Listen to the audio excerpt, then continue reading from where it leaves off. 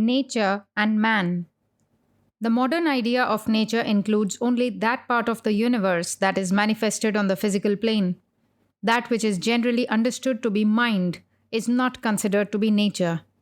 Philosophers endeavoring to prove the freedom of the will have excluded the mind from nature, for as nature is bound and governed by law, strict unbending law, mind, if considered to be in nature, would be bound by law also.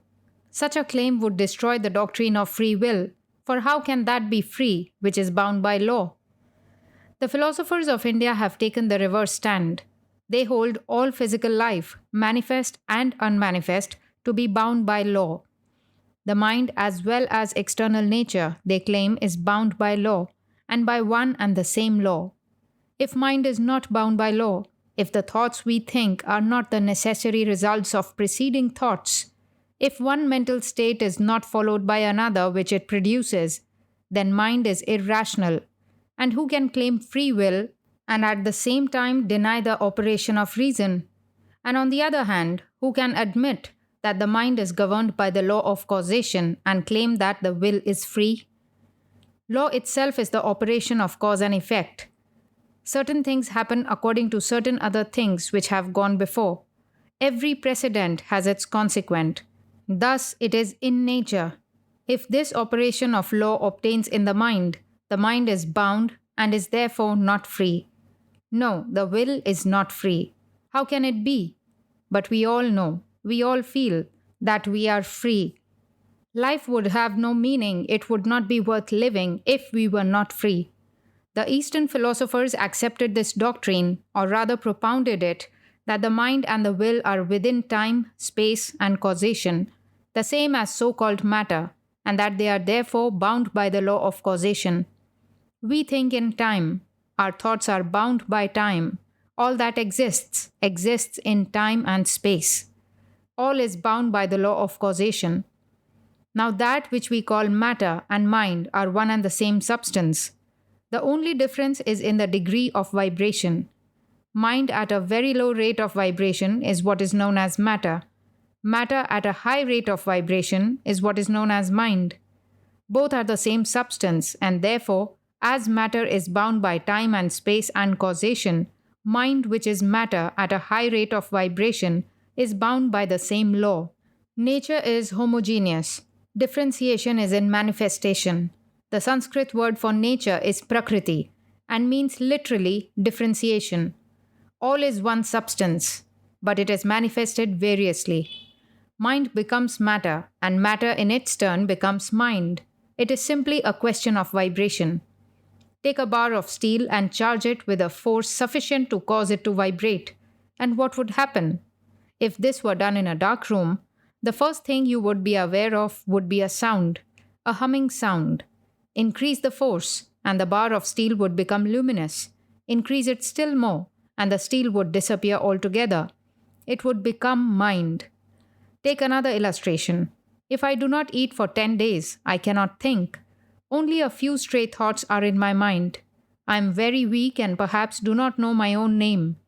Then I eat some bread. Think. My power of mind has returned. The bread has become mind. Similarly, the mind lessens its rate of vibration and manifests itself in the body, becomes matter.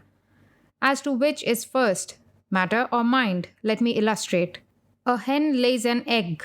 The egg brings out another hen. That hen lays another egg. That egg brings out another hen, and so on in an endless chain. Now which is first, the egg or the hen? You cannot think of an egg that was not laid by a hen, or a hen that was not hatched out of an egg. It makes no difference which is first. Nearly all our ideas run themselves into the hen and egg business. The greatest truths have been forgotten because of their very simplicity. Great truths are simple because they are of universal application. Truth itself is always simple. Complexity is due to man's ignorance. Man's free agency is not of the mind, for that is bound. There is no freedom there. Man is not mind, he is soul. The soul is ever free, boundless, and eternal. Herein is man's freedom, in the soul. The soul is always free. But the mind, identifying itself with its own ephemeral waves, loses sight of the soul and becomes lost in the maze of time, space, and causation. Maya. This is the cause of our bondage. We are always identifying ourselves with the mind and the mind's phenomenal changes. Man's free agency is established in the soul, and the soul, realizing itself to be free, is always asserting the fact in spite of the mind's bondage. I am free. I am what I am. I am what I am. This is our freedom. The soul, ever free, boundless, eternal, through eons and eons is manifesting itself more and more through its instrument, the mind. What relation then does man bear to nature? From the lowest form of life to man, the soul is manifesting itself through nature. The highest manifestation of the soul is involved in the lowest form of manifest life and is working itself outward through the process called evolution. The whole process of evolution is the soul's struggle to manifest itself. It is a constant struggle against nature. It is a struggle against nature and not conformity to nature that makes man what he is. We hear a great deal about living in harmony with nature, of being in tune with nature. This is a mistake. This table, this picture, the minerals, a tree, are all in harmony with nature. Perfect harmony there, no discord. To be in harmony with nature means stagnation, death. How did man build this house? By being in harmony with nature? No, by fighting against nature. It is the constant struggle against nature that constitutes human progress, not conformity with it,